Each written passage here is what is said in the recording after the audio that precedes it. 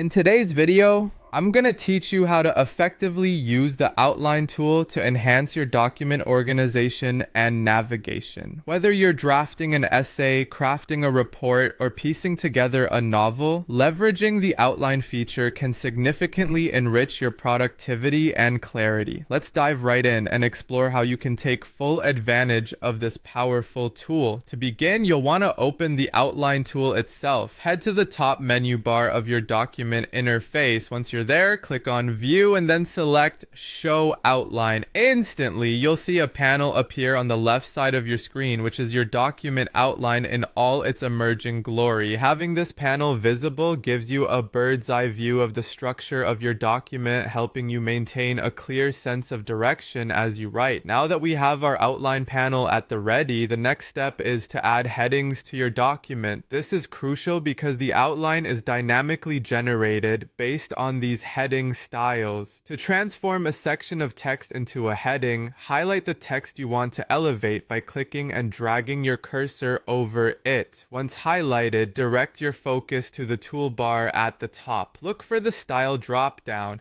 It usually indicates normal text by default. Click this drop-down and select your desired heading level, such as